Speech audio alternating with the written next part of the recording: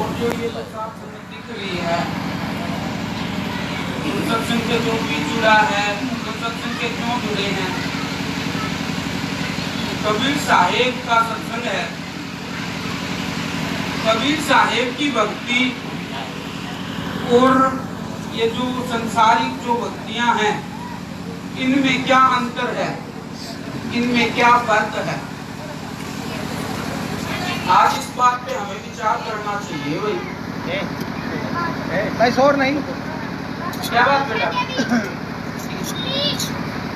तो भाई आज हमें इस बात पे विचार करना चाहिए। तो सत्संग में आते हैं, कई लोग अभी सत्संग में आते रहते हैं, पर सत्संग का मतलब पता नहीं लगा, सत्संग में क्यों आया जाता है। देखो बात ऐसी है भाई, सत्संग में जैसे कि कबीर साहेब जी की एक साखी भी है। देखो 3 लोग की जो भक्ति है, उनमें तो देखो हमें मूर्ति पूजा बताई जाती है। कोई भी जैसे कि हम हैं, हमने ही एक मंदिर की स्थापना की, एक मंदिर बना दिया। एक मंदिर है, जैसे कि गांव में एक मंदिर बना दिया, उसमें हमें गांव वालों ने भाई मिलजुल के पैसा लगाया, 1 लाख रुपये में वो मंदिर तैयार कर दिया।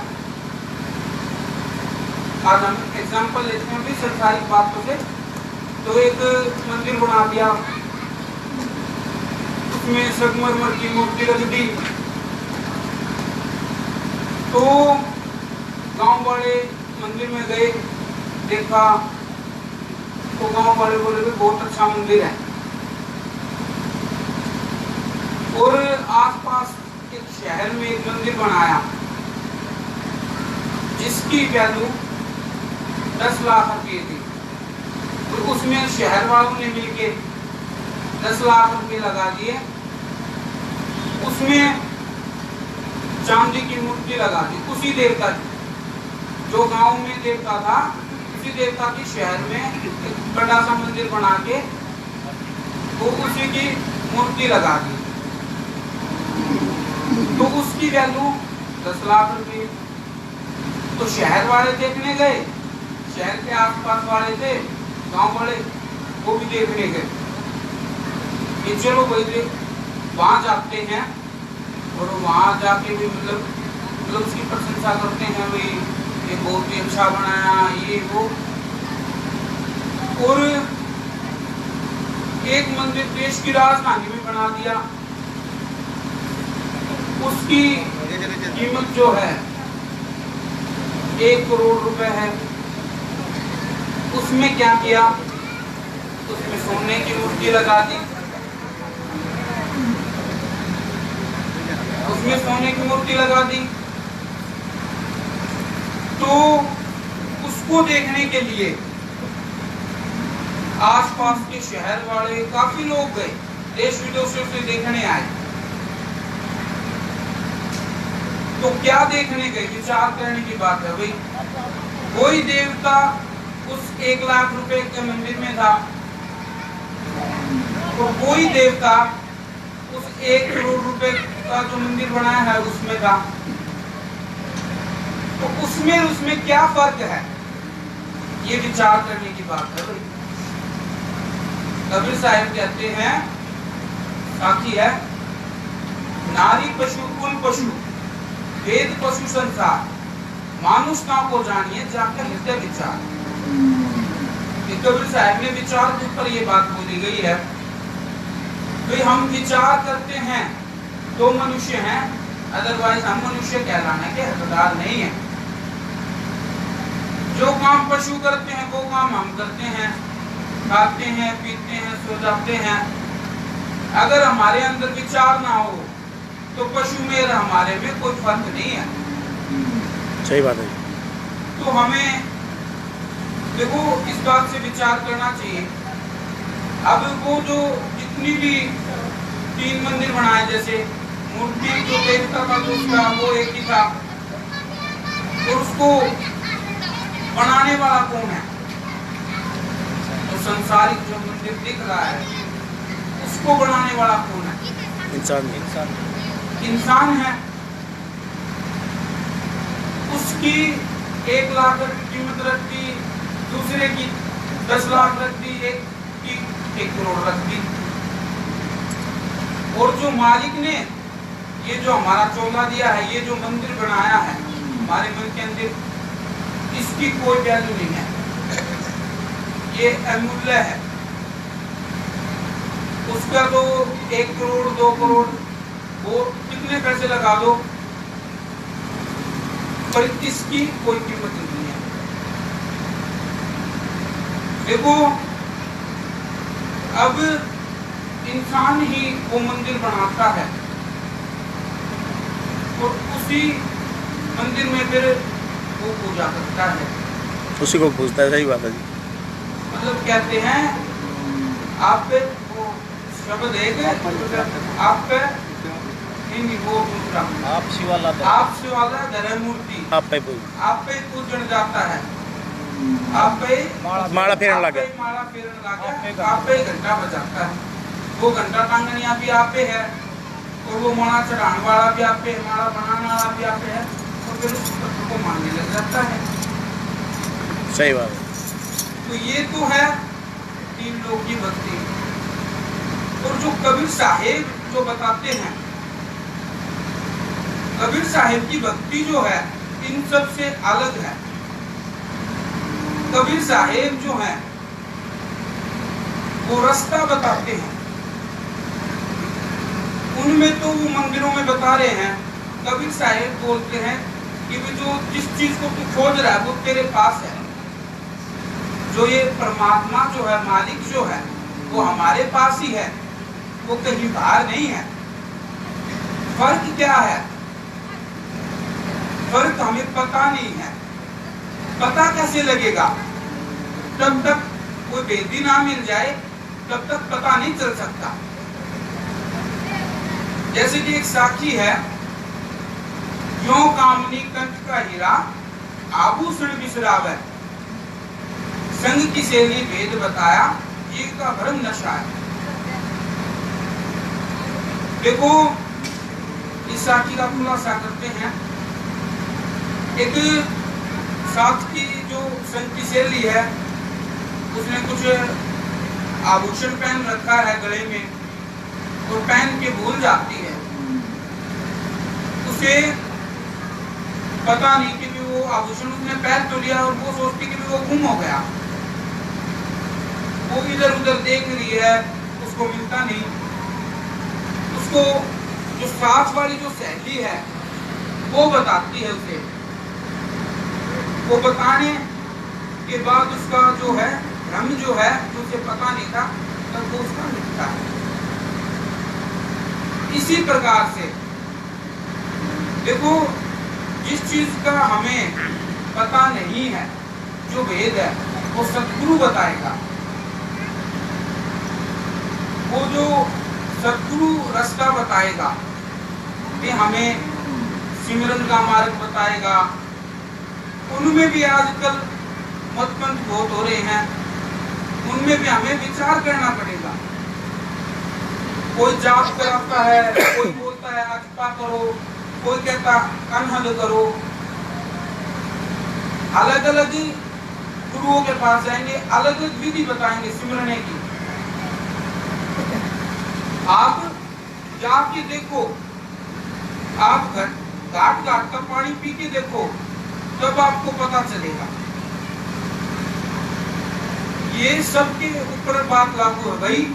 कोई मेरे पास आता है तो ये नहीं है कि भाई उसे जाने की जरूरत नहीं है, उसे उसका मन करता है मैं देखूं, तो उसमें देखना चाहिए, विचार करना चाहिए। जब तक हम विचार नहीं करेंगे तो फिर वो भेड़ चाल वाली बात हो जाएगी।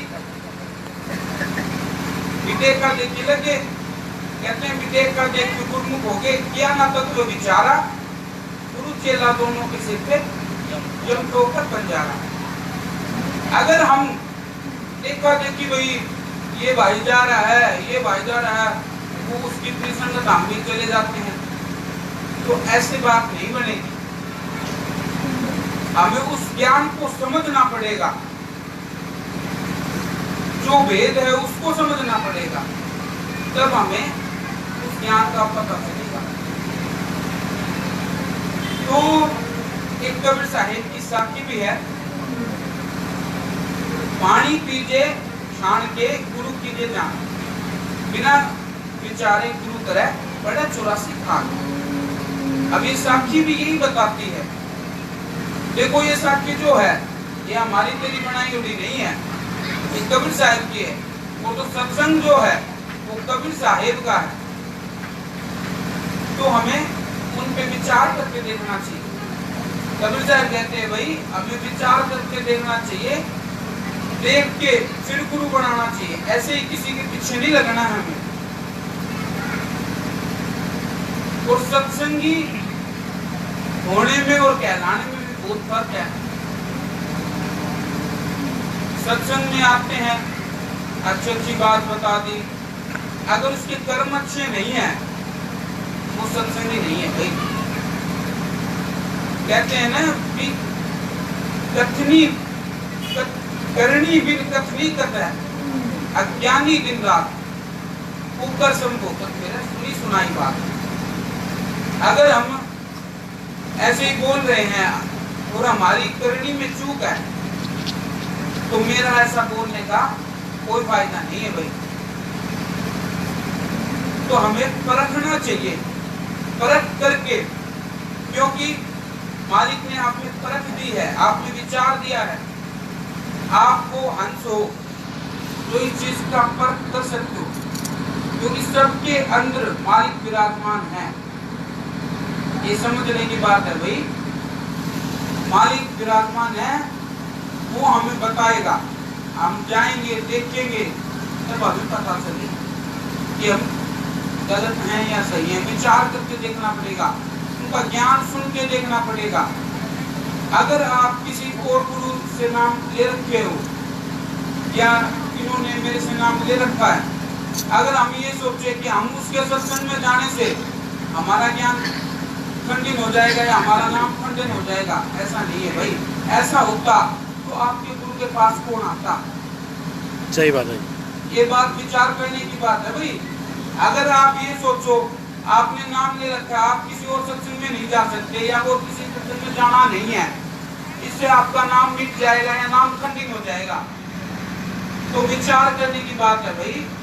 अगर ऐसा सोचते तो आपके गुरु के पास कौन आएगा? कोई नहीं आएगा। तो हमें जाके देख के उनके ज्ञान को परख के विचार करके देखना चाहिए। तो गुरु जरूर से जरूर हमें करना चाहिए। जैसे संसार में इस भौतिकवाद में गुरु की बहुत आवश्यकता है, शुरू से लेके आखिर तक हम बहुत गुरु बदलते हैं, और इस जीवन को संवारने के लिए जब हमें गुरु की जरूरत है, तो ऐसे ही हमें सतगुरु की भी जरूरत है कि जीव को सतगुरु की जरूरत है। अब गुरु अलग अलग प्रकार से काफी मत पंचल हैं, वो काफी प्रकार से जाप कराते हैं। तो कोई जाप कराता है, कोई अजपा जाप कराता है, कोई अनहद कराता है। तो इस बारे में कबीर साहिब ने एक साखी भी बताई है, जाप मरे अजपा मरे, जाप मरे अजपा मरे, अनहद भी मर जाए, शब्द सुरती समाये शब्द में कांको काम ना खाए। देखो भाई, जो जाप कराता है, जाप किससे कराता है? मुंह से कराता है, जी का द्वारा कराता है। तो जिस दिन ये शरीर चला जाएगा, जिस दिन ये शरीर मर जाएगा, उस दिन जाप खत्म हो जाएगा। और जाप मरे अजपा मरे, उसमें अजपा जाप में क्या कराते हैं ये, और जो बचपन चल रखे हैं ये बताते हैं आपको जीभ नहीं हिलानी है, आपको वैसे बैठना है, आपको बस देखना है कि आपके शरीर में क्या चल रहा है, आपको सुनना है, उस पाक शब्द को पकड़ना है। ऐसे थोड़ी ना पकड़ में आएगा नहीं पकड़ पाएगा। अगर जब तक वेदी नहीं मिलेगा तब तक नहीं समझ में आएगा। नहीं समझ आएगा। ऐसे जैसे कि मृग है, उसको कस्तूरी प्राप्त नहीं होती, वो कस्तूरी देखता रहता है पूरी जिंदगी। कहते हैं ना भी मृग आगे नाभि में है कस्तूरी, यही मृग न मेरा। जैसे कि मृग होता है, उसकी नाभि में कस्तूरी होती है, उसमें बहुत ही अच्छी सुगंध आती है। उसमें सुगंध आने के कारण वो उसको देखता रहता है, मण डोलत फिरता रहता है, और उसे कस्तूरी नहीं मिलती। आखिरी में वो मौत को प्राप्त हो जाता है और कस्तूरी उसको प्राप्त नहीं होती। तो ऐसे ही अगर हमें वेदी ना मिलेगा तो हम भी एक ना एक दिन तो मौत को प्राप्त होना ही है। देखो, अगर जैसे हिरण है, उसको नहीं प्राप्त हुई, अगर हम ये सोचे हमें अपना आप प्राप्त हो जाए, तो हम आज जो बैठ के सोच रहे, पता नहीं पिछले जन्मों में हम बैठ के सोच रहे, पता नहीं हमारे कितने जन्म हो चुके। ऐसा होता तो हमें गुरु के पास आने की जरूरत नहीं होती। संसार में हमें गुरु की जरूरत पड़ती है, तो इसमें गुरु की जरूरत नहीं पड़ेगी। संसार में एक व्यक्ति को लिखना पढ़ना जब तक वो गुरु के पास नहीं जाता तब तक नहीं आता। कोई कला सीख लो, या कोई जैसे कि कोई कार का मैकेनिक है, कोई प्लम्बर है, कोई मिस्त्री है, कोई कुछ है, वो भी संसार में व्यवसाय करने के लिए, अपना जीवन सफल करने के लिए किसी गुरु के पास आता है। अगर वो गुरु के पास ना जाए तो उसे कला आ जाए तभी ना आए, नहीं आ सकती। तो हमें भाई गुरु के पास जाना चाहिए, देखना चाहिए। ये नहीं है, मैं ये नहीं कहता भी जाके आप नाम ले लो और आप उसी के संगत में लग जाओ, ऐसी बात नहीं है। आप जाके तो देखो, जाने से तो कुछ नहीं होता, जाके देखो। ये जन्म भाई बार बार नहीं मिलता। देखो, हमारी तेरी बात नहीं है, ये कब्र से आयत ने है, हीरा सा जन्म गवायो भजन बिना पाओ। अगर हम ना गवाते तो वो क्यों कहते? सही बात है। वो पागल थोड़ी ना थे, वो जो इतनी वाणियां लिख गए और उनकी वाणियां आज सत्संगों में चलती हैं और बाहर भी चलती हैं, वो ऐसे ही तो नहीं कही, उन्हें विचार करके उन्होंने लिखी है, तो कुछ ना कुछ तो बात है जी, सही बात है। तो हमें उनकी वाणियों पे विचार करना चाहिए। तो वही इस जीव की मुक्ति तो सत्य को भजने से, सत्य को मानने से, सत्य की पूजा करने से ही हो सकती है। तो भाई हमें सच्चे सद्गुरु के शरण में जल्द से जल्द लग जाना चाहिए। बोलो साधु सत्य